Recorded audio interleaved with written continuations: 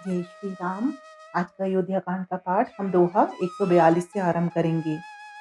जोग वहीं प्रभु सिए लख नहीं कैसे, पलक बिलोचन गोलक जैसे। से वहीं लखनु सिए रघुबरही, जिमि अबिबेकी पुरुष शरीर ही।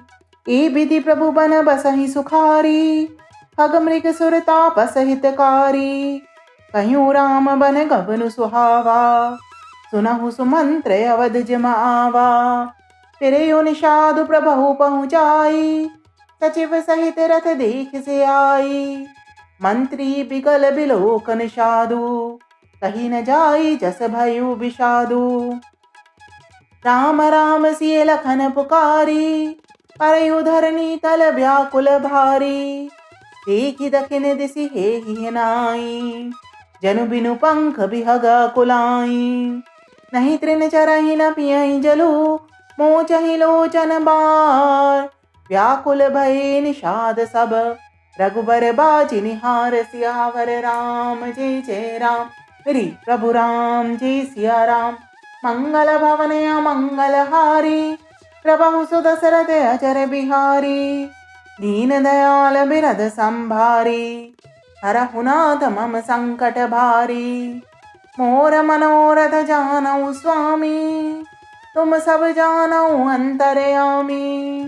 राम नमामि नमामि नमामि, सिया राम नमामि नमामि नमामि।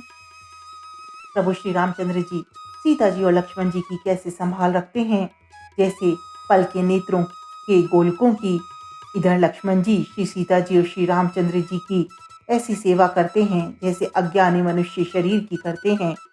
पक्षी, पशु, देवता और तपस्वियों के हितकारी प्रभु इस प्रकार सुखपूर्वक वन में निवास कर रहे हैं। तुलसीदास जी कहते हैं, मैंने श्री रामचंद्र जी का सुंदर वन गमन कहा। अब जिस तरह सुमंत्र अयोध्या में आए वह कथा सुनो। प्रभु श्री रामचंद्र जी को पहुंचाकर जब निषाद राज लौटा, तब आकर उसने रथ को मंत्री सुमंत्र सहित देखा। मंत्री को व्याकुल देखकर निषाद को जैसे दुख हुआ वे कहा नहीं जाता। निषाद को अकेला आया देखकर सुमंत्र हा राम, हा राम, हा सीते, हा लक्ष्मण पुकारते हुए बहुत व्याकुल होकर धरती पर गिर पड़े। रथ के घोड़े दक्षिण दिशा की ओर जिधर श्री रामचंद्र जी गए थे देख देख कर हिनहिनाते हैं, मानो बिना पंख के पक्षी व्याकुल हो रहे हों। वे ना तो घास चरते हैं, ना पानी पीते हैं, केवल आंखों से जल बहा रहे हैं। श्री रामचंद्र जी के घोड़ों की इस दशा में देखकर सब निषाद व्याकुल हो गए। धरि धीर जो तब कही निषादो, अब सुमंत्र परिहरहु विषादो। तुम पंडित परमारथ ज्ञाता, धरहु धीर लखि विमुख विधाता। विविधि कथा कही कही मृदुबानी, रथ बैठारे उबर बसयानी। शोक सितिल रतु रख सकई न हाकी, रघुबर बिरह पीरे और बाकी। चर फराई मग चलहि न घोरे, बन मृग मनहु आनि रथ जोरे। अडु की फरही फिर हे रही पीछे, राम वियोग बिकल दुख दीछे। जो कह राम लखनु बह देही, हिकरि कृहित हे रही तेही। बाज बिरे गति कही कि में जाती, बिनु मनि फने कभी कल जेहि बाती। भयो निषाद विषाद बस, देखद सचिव तुरंग।